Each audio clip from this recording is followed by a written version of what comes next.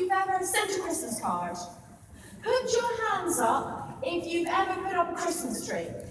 Put your hands up if you have ever had the day off school or the day off work on Christmas Day.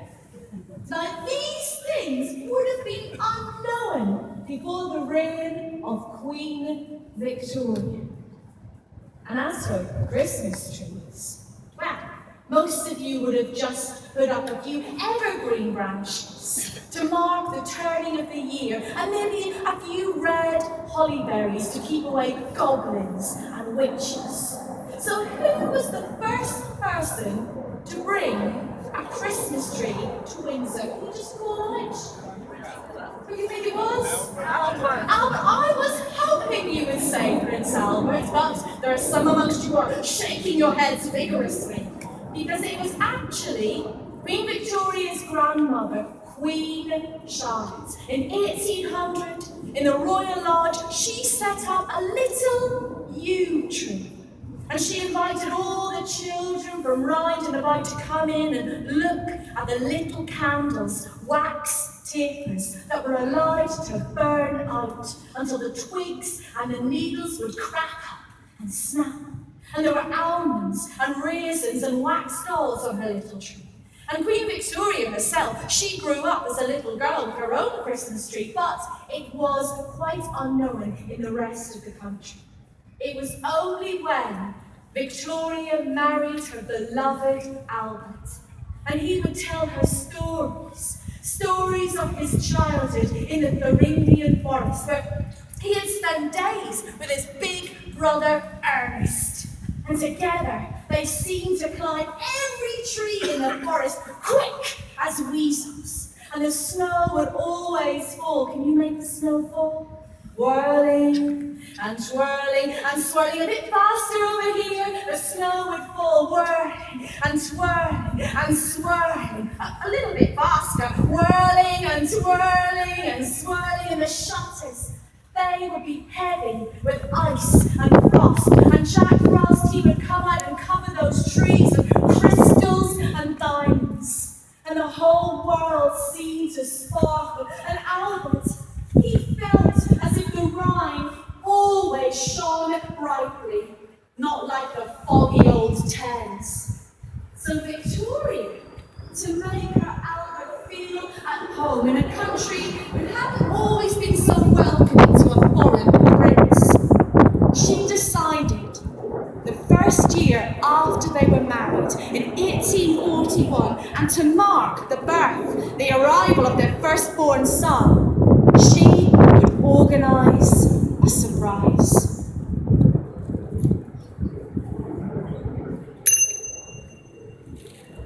The walls of the castle and the park were crowded with people just like you, peering in through the railings. They'd stood there for hours. It had been raining non-stop for 3 weeks. And as they stood there, coughing and sneezing, every so often they would call out, "Show us the prince. We want to see the Prince of Wales." Can I hear you calling that out? Show us the prince. I want to see the Prince of Wales. A bit louder. He'd been born in November, but early that month in December, he had been given his title, the Prince of Wales. They stood there. And then at last, there was a break in the rain, and their patience was rewarded. There was seen 2 nurses and a gentleman in a tall hat looking rather stern, pushing a perambulator. The baby was inside, and the crowd called out huskily, "Hip hip! Hooray! Hip hip! Hooray! Hip hip! Hooray!" Their curiosity satisfied, their loyalty rewarded, shivering, they turned for home. And as they headed down the cobbled hill, they were met by a woodsman. And the woodsman, he was there, alongside a horse that was pulling his cart.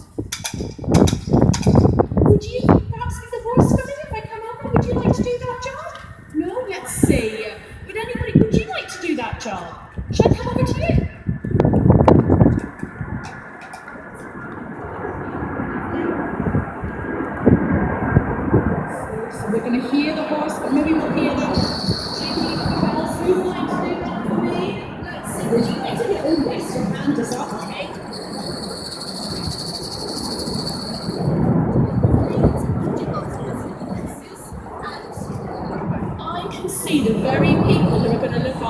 horse, you two. That's a job for you.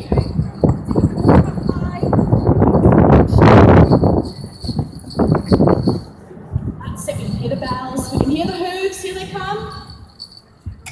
There they go. We can see the horse. There he comes. And the crowd, they were scratching their heads because inside there were several uprooted fir trees. Wow! The woodsman disappeared through the gates of the castle. And the crowd stared and pointed. That's your cue. The crowd stared and pointed. Well done. Is Her Majesty got enough trees in the great park to keep her in firewood for 100 years? But the tree wasn't going outside. It wasn't going to be chopped up for firewood. The tree was brought inside and set upon a little table covered with a white tablecloth. And Queen Victoria, she decorated it herself. She asked her confectioner, the man who made all the sweets, Mr. Mordaunt, to cover it with icing sugar, just as if it were frost. And his wife, Mrs. Mordaunt, she arranged little presents underneath for the children, useful presents for the servants, little buttons and gingerbread and calendars and pictures of the children, whether they wanted them or not. Imagine Prince Albert's face, his eyes wide with delight. He thought of everything. We have the candles, and you have the sweets, and you have the almonds, the bonbons, the presents. But there is one thing missing. Thank you. Give the horse a big clap. Did a very good job. Thank you very much, horse. In my country, we always decorate the tree with a wooden spider. Because once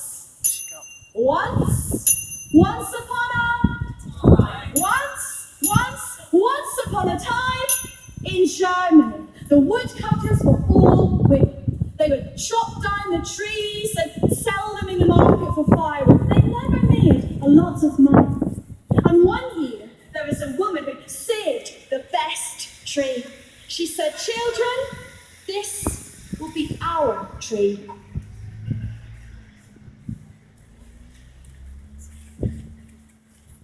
But I don't have any money for decorations. I don't earn much as a woodcutter, so there'll be no sweeties, there'll be no star or fairy on the top. And the children said, "Don't worry, Mama.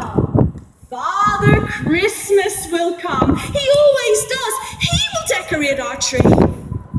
And the mother looked at them with tears in her eyes, and she said, "Perhaps this year he might forget us. Don't be disappointed if he does." And they said, "Father Christmas never forgets. He will come and decorate our tree." Now, back then, in Germany, as people used to do in England, they would spring clean on Christmas Eve because they believed that on Christmas Eve, angels would come and visit them in the night. And they wanted the house to be spick and span.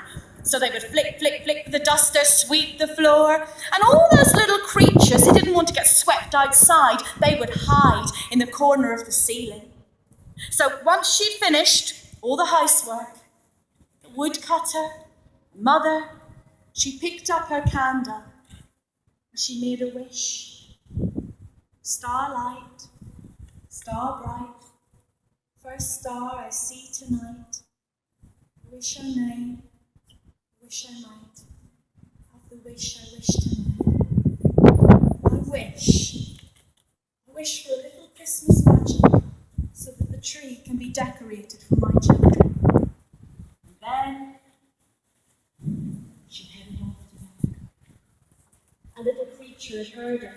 He'd been hiding in the corner of the ceiling, and he thought, "I'll decorate the tree." So down he flew. This way,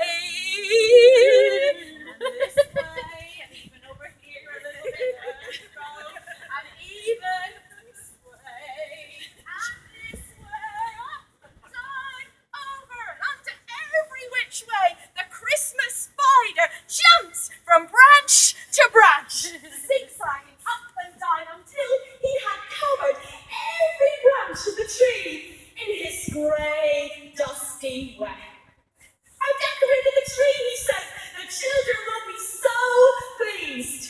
and then off he scuttled out of the story. Now just then, heading past, was someone you'll know. Santa Claus? St. Nicholas? Father Christmas? Santa? He's called by many names, but you know who I mean. He was there on his white horse, heading past. He peeked in through the window. He saw the tree, and he could have clear about the spider. The spider would be so disappointed. He was very proud. If I leave it there, children will be so sad that the tree has no decorations and is dusty and dry. So what Father Christmas has is magic. He took the magic, he put it into the spider's web. Some light tomorrow will do the rest. He headed on his way to visit all of your houses. The next morning, the children woke up. Oh, they said, Mama, come quickly! It's Christmas morning! Let's go and see. Let's see if Father Christmas has decorated our tree. The mother said, wait, let me go in first. I don't want you to be disappointed that the children were already in the room. At that moment, a shaft of sunlight poured down like honey. It activated the magic that Father Christmas had left, and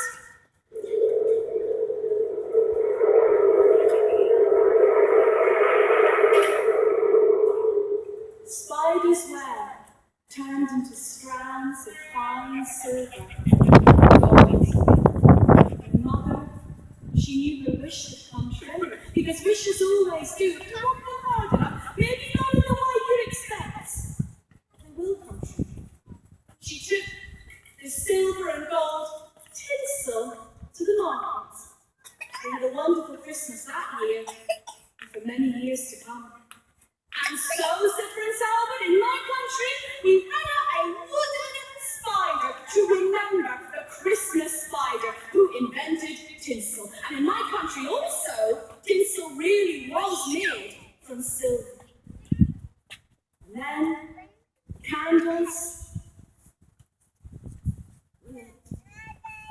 The next morning, a wonderful change came over the weather. The walls and the ramparts, they glistened with hoarfrost. And the flooded fields, they rippled no more. They were covered with a thick layer of ice that grew thicker by the hour. People like you could walk upon it as if it were a road. And children pulled on their skates. And they were slipping and sliding and skating and gliding. And at dusk, the lamps of the castle shone out. And across Windsor too, gifts were given by Queen Victoria and Prince Albert for all of those in need. Gifts of food, everything from bread and potatoes to ale and plum pudding. And in children's homes and barracks, Christmas trees were given, so that people not as fortunate as Queen Victoria and her family could still celebrate.